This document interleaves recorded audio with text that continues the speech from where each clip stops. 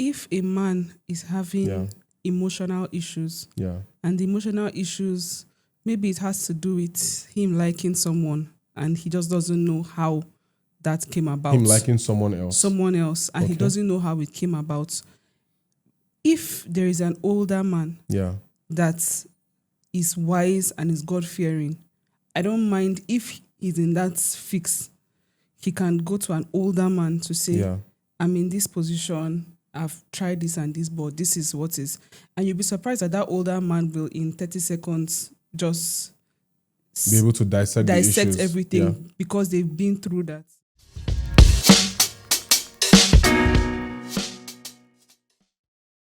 Yeah. What saying is that? Anyways, it was to lighten the mood, kind Okay. of, yeah. So I just want to find out from you, like, would you rather your husband, when he needs to talk to someone other than you, would you rather he talks to another woman because the woman might understand women issues more? Or would you rather that he talks to other men? Well, if he has good men to talk to, I would say he should talk to good men. Okay. If he doesn't have good men to talk to, I would say he should talk to an old woman. Why will he talk to an old woman? Because she's wise. Because she's wise. Based on experience. Are you saying that there is no wisdom among younger women? There is, but you find the wisdom in an old woman. That would be good. The woman. So if Someone older than if I need you. to talk to somebody now, I should be maybe like grey haired. Like, But what for would, example, what would be your somebody beyond from- wisdom? Is there somebody anything else? from like 48, 49, 50. 50 and above. Yes, 50 and above. 50 and above. Okay, you know, this thing around men who keep quiet, like a lot of men are silent for different reasons. Mm-hmm. They necessarily may not be able to open up on everything. And sometimes women assume a lot to understand what men are really thinking. Mm-hmm. Much Much of the time, they have no clue. Yes. They always think that they do. Uh-huh. They may understand few things, Mm-hmm. but if they don't get to the point where they are hearing from the soul of a man, Mm-hmm. the information that they have is usually tainted with a lot of Assumptions, emotions, conclusions, infusions, contradictions. Yeah, things like that. So, are you comfortable? Would you say it's from a woman's perspective now? What would you advise? Like, let's say you had a husband, of course, like me now, for example. I don't necessarily have a lot of male figures that I talk to, even female figures. I don't necessarily say, okay, I have like, there are men that if I need to find out certain things, I can easily call them. But I've not used that call a friend in a very long time. I don't think in a very long time in our marriage, maybe in the past over 9 years, maybe not more than one person in particular, or maximum of two people. But I can only remember one person, you know. So there are men that believe in having like this man cave, like different members of the men clan that understand men issues. Do you subscribe to your husband being part of that kind of an arrangement just for his mental health? Well, what I think is, if a man is having emotional issues, and the emotional issues, maybe it has to do with him liking someone and he just doesn't know how that came about. Him liking someone else. And he doesn't know how it came about. If there is an older man that is wise and is God-fearing, I don't mind if he's in that fix. He can go to an older man to say, I'm in this position, I've tried this and this, but this is what is. And you'll be surprised that older man will, in 30 seconds, just be able to dissect the issues. Everything, because they've been through that before. For example, there's an elder in our church. Okay. Like, I don't think there's some, like, if you should meet him, for example, I don't think there's something that you tell him that will be too hard. For him to break down. Now, that's emotional, right? Yeah. Maybe if it's a financial issue now. Okay, because I was about to... Okay, there might be someone else, maybe not that same person, but someone else that is doing very well financially or something like that that you can meet and say, okay, this and this and this is what is happening. This is where I am. So it's not like you're meeting the same person.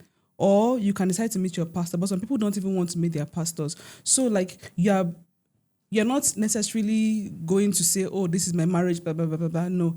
But you are saying, okay, this is where I am, which can affect which can be linked to your marriage or not. But you need someone to talk to sometimes when you are at certain point. And that person would most likely be someone that is older than you, that have passed through that phase where you are. As you said, for your mental health. So I want to ask you a question. I'm going to ask you 2 other questions. The first question is, the issue of the other woman, like a man having, a married man now, maybe having feelings for another woman, and the issue of a married man having financial issues. Which of those 2 issues do you think is of greater concern to a man? Well, I can't say what is of greater concern to a man because I'm not a man.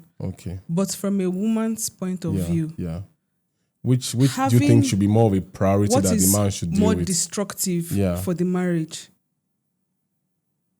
Like, is that what you mean? Yeah, something like that. Whether falling in love with another woman or being broke. Being broke, Like in terms of intensity, I wish you could ask me that question actually. Maybe I might be able to respond to it, because I feel that sometimes a woman might feel that the greater issue is about another woman. That could be a greater issue for most women. But I believe that for most men, if men had those 2 devils, because sex is not what's the best you can get from another woman? Sexual satisfaction. That action, that sexual action, if you are so blessed, if your heart allows you, there are men that die on top this vagina thing and all that. There are stories of very high profile people. Even recently, I will not mention, but one died in Nigeria. They said it was in a brothel and all that with a lady. Apparently, the lady was, when she noticed that the man's heart had failed him, she just walked out of the hotel. And I believe the police are still trying to find out who that figure was, But if you ask me that question, I've not seen anybody that is perpetually on that sexual high. Like people don't stay in that sexual high. But if you are broke, you don't have the means of paying your kids' fees, for example. You don't have the means of meeting your financial needs. You don't have the means of, getting certain things done from a financial perspective. I cannot imagine, especially as it relates to the ego of a man or the usefulness of a man, the usefulness that a man places on himself. Like, I cannot imagine what can be worse than not being able to financially get it right as a man in a home. I believe that, having woman issues for a man is not as tedious as having to deal with the issue of a man being able to show that strength, the strength of the responsibility that he should put forward, in being there for his family. So I feel that that's more. So if, for example, those 2 issues show up for a man, for example, I feel that for me personally, I will not prioritize what's another woman trying to bring to the table. I cannot exactly see how that really plays in, into one having to talk about one's future plan for family, for children, even legacy. In terms of legacy, most men don't even want the dent of another woman attached to their legacy. That's why much of the time, the things that they would do will be behind closed doors. They would not put out some of all this philandering and all that. Nobody wants to put that on the top screen. But when you are not able to be present as a husband, as a father to your children, you are not able to show that leadership, financial leadership in your home. I feel that breaks a man much more than having to have the conversation around the other woman. But for most women, like they want a man to deal with that issue. And I'm not saying that issue is not a relevant issue, because the other woman is somebody you have no business communicating with in the first place. If you have an issue, you cannot deal with it with your wife, for example, then you can seek the help of other men, wise men, not that you have a challenge now. Somebody's like, let's go drinking, and you don't even drink in the first place. By the time you are done with your first or second bottle, the next thing you've moved on to some other, sensual inappropriateness and all of that. So, yeah, that just got me thinking. It was just in my head. I felt, yeah. That's like, I would rather cheat than be broke. No, that's not what I'm trying to say. Oh, okay. That's not what I'm trying to say. I'm looking at it from the purpose of singularity, not the comparison of which is better than which. Oh, okay. Yeah, I'm just being singular. Okay. Don't cheat, but don't be broke. Okay, so don't be broke. I also feel that, I don't even know how to put it. Do you think that the pain, what will be your thought process? The pain of adultery. I'd rather be with a broke man than a cheating man. Do you think most women will say that? I don't know about them. I know about me. No. I don't know. No, but I don't want to be broke, and at the same time, because this is we talking as husband and wife now. I don't ever want to think of myself in that place of not having to be able to do the things that I want to do. And at the same time, like I said in past videos, like cheating, some people see cheating as a last resort. Mm-hmm. But for some men, like myself, cheating is not even a resort. Aww. Yeah, it's not something to contemplate. So sometimes when maybe, for example, we are engaging in the world of ideas, trying to communicate our ideas and all that, and maybe the conversation around maybe another woman, and I'm like, no. I can't be caught because of this issue. I can't be caught thinking of another woman. It's not an issue of another woman. I'm trying to deal with an issue of me trying to show up in a certain way that I feel will be more appealing to you. I think so. If I'm in that place of maybe I'm like down, and for most men, is usually not about another one. But the challenge is much of the time, because a lot of men can break. It's at those breaking points, those turns, that's where, if a man is not lucky, he can be in that space where there's another woman that can wreck his home. Did he plan out to wreck his home? No. But he's in that place. That's why it's very important for wives, even as husbands, to we need to watch out for those break point moments and be able to pull our partners back in, because the world is throwing too many things at different people. Throwing those same things at women, throwing those same things at men. But it almost looks like from the statistics, a lot of men are more susceptible to certain things. But how would we even know? Because these days we hear of all of the crazy things that women are doing outside of marriage that is not palatable to God, and that we really need to start having conversations around. Why are we having the rise of DNAs and all that?